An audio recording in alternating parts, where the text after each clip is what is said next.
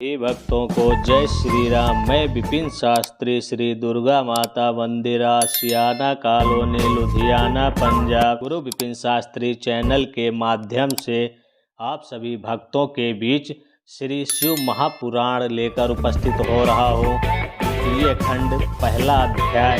कथा श्रवण करने से पहले हम अपने गुरु महाराज इष्ट देव का ध्यान करते हैं। पूर्य गौरम करुणावतारम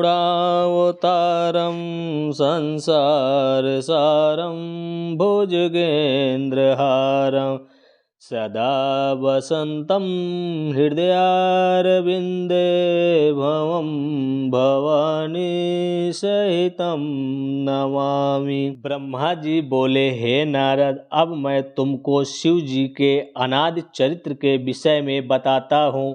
जिस प्रकार सती ने दक्ष के घर अवतार लेकर पुनः शिव जी से विवाह किया तथा उन्होंने शिव जी के घर जो जो कार्य किए उन सब का विस्तार पूर्वक वर्णन करता हूँ। मैंने पहले 10 पुत्र उत्पन्न करके उनको आदेश दिया कि तुम सृष्टि की रचना करो। वे पुत्र मरीचि, अत्रि, अंगिरस, पुलस्त, पुलह, क्रतु, भृगु, वशिष्ठ, नारद तथा दक्ष हैं।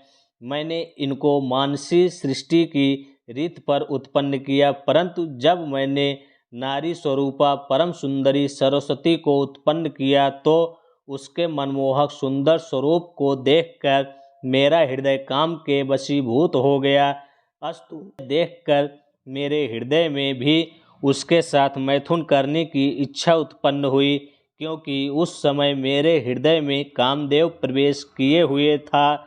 मुझे सरस्वती के साथ मैथुन करने के लिए उद्यत देखकर मेरे सभी पुत्र हाहाकार करने लगे और वे सब मुझे उस भारी पाप से बचाने के लिए भगवान सदाशिव की स्तुति करने लगे। उस समय शिव जी ने प्रकट होकर मुझे उस नरक देने वाले महाभयानक पाप से बचा लिया। श्री सूत जी बोले, हे ऋषियों, ब्रह्मा जी के मुख से यह वृत्तांत सुनकर नारद जी ने कुछ देर तक विचार करने के उपरांत उनसे इस प्रकार कहा, हे पिता, आप संपूर्ण सृष्टि के स्वामी तथा सब को उत्पन्न करने वाले हैं। इस समय मेरा हृदय अत्यंत चिंतित है, अतः आप संपूर्ण संशय को नष्ट करने के लिए इस कथा को विस्तार पूर्वक कहिए। आपका मन इस प्रकार क्यों अधीर हुआ? आपकी सेवा करने वाले मनुष्यों को ब्रह्मज्ञान की प्राप्ति होती है, अतः आपके द्वारा ऐसा कर्म होना अत्यंत आश्चर्य की बात है। ब्रह्मा जी ने उत्तर दिया, हे नारद, तुम ध्यान देकर सुनो। मैं तुम से मुख्य वृत्तांत भली भांति समझा कर कहता हूँ। भगवान सदाशिव की माया धन्य एवं अपरंपार है। उन श्री शिव जी की माया ने मुझे जिस प्रकार नचाया वह कथा मैं तुमसे कहता हूँ। सृष्टि की वृद्धि के हेतु मैंने अपने मुख से एक कन्या को उत्पन्न किया। उसे उत्पन्न कर मेरे हृदय में कुछ अहंकार उपजा। अहंकार प्रत्येक प्राणी को दुख देता है। अस्तु, उस समय शिव जी ने यह लीला दिखाई कि मेरे मुख से एक ऐसी परम सुंदरी स्त्री उत्पन्न हुई जिसके देखने मात्र से संपूर्ण दुख दूर हो जाए। उस स्त्री का नाम संध्या रखा गया। वैसी अपूर्व सुंदरी मनुष्यलोक में तो क्या देवलोक में भी कोई नहीं थी। उसके नख से शिखा तक नवीन पूर्ण चंद्र के समान प्रभाशालिनी यजगामिनी तथा चंपक वर्ण कामिनी को देखकर मेरे हृदय में काम वासना जग ही उठी और मैं उसके साथ रमण करने की इच्छा से अपने स्थान से उठकर खड़ा हो गया, परंतु दक्ष आदि ने उस समय मुझे ऐसा करने से रोक दिया। तदुपरांत वह सब दक्ष आदि मेरे पुत्र स्वयं उसकी ओर आप भरी दृष्टि से देखने लगे। जिस समय मैं अपने मन में उस स्त्री के प्रति अनेक प्रकार के विचार कर रहा था, उसी समय अचानक ही एक अत्यंत सुंदर पुरुष भी वहीं उत्पन्न हो गया। वह मेरे सामने आकर खड़ा हो गया और मुझसे इस प्रकार कहने लगा कि हे पिता, आप मुझे मेरा नाम और काम बता दें। आप मुझे जहाँ रहने की आज्ञा देंगे मैं वहीं रहूँगा। अस्तु आप कृपा करके मेरी इस इच्छा को पूर्ण करें।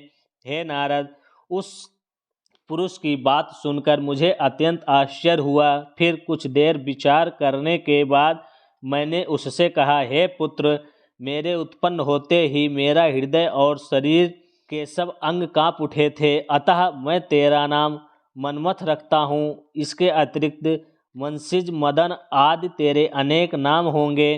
तू अपने इन 5 बाणों द्वारा तथा अपने सौंदर्य द्वारा सबको अपने वशीभूत कर लेगा। संपूर्ण सृष्टि का हृदय तेरे अधीन रहेगा। इस प्रकार मैंने अपने पुत्र को बहुत से अधिकार प्रदान किए। अपने कार्य को इस प्रकार संपन्न हुआ देखकर मेरे हृदय में प्रसन्नता भर गई तथा अत्यंत अहंकार भी उत्पन्न हुआ। तत्पश्चात सिंहासन पर बैठे हुए अपने सभी पुत्रों को देखकर मुझे बहुत हर्ष हुआ। मैंने उस पुरुष का जो मनमथ नाम रखा था उसे सभी ने बहुत पसंद किया और स्वीकार किया कि कामदेव का पद सबसे बड़ा तथा ऊंचा होगा। इस घटना के उपरांत जबकि हम सब लोग अपने मन में प्रसन्नता का अनुभव कर रहे थे, कामदेव ने अपने उस धनुष को सीधा किया, जिसके चढ़ते ही तीनों लोकों की बुद्धि भ्रष्ट हो जाती है। वह धनुष को चढ़ाए हुए मेरे पास आकर खड़ा हो गया और मन में यह विचार करने लगा कि मैंने उसे जो वरदान दिया है उसकी परीक्षा करके देख ली जाए। अस्तु, उसने मेरी पुत्री संध्या को मेरे समीप खड़े हुए देखकर मेरे ही ऊपर अपना मोहन नामक बाण चला दिया। तदुपरांत उसने मेरे अन्य पुत्रों को भी अपने वश उस बाण द्वारा मूर्छित कर दिया। उस प्रकार हम सब उसके वशीभूत हो गए। जब उसने यह देखा कि संध्या के ऊपर उसके बाण का कोई प्रभाव नहीं पड़ा है, तो उसने संध्या के हृदय पर भी ऐसा बाण मारा कि जिसके कारण वह भी कामदेव के वश में होकर चंचल और वक्र दृष्टि से सबकी ओर देखने लगी। हम सब लोग भ्रष्ट हो जाने के कारण उसे पकड़ने की इच्छा करने लगे, क्योंकि काम के वशीभूत हो जाने के कारण हमें किसी प्रकार के कुकर्म तथा पाप का विचार नहीं रहा था। शंकर भगवान की जय।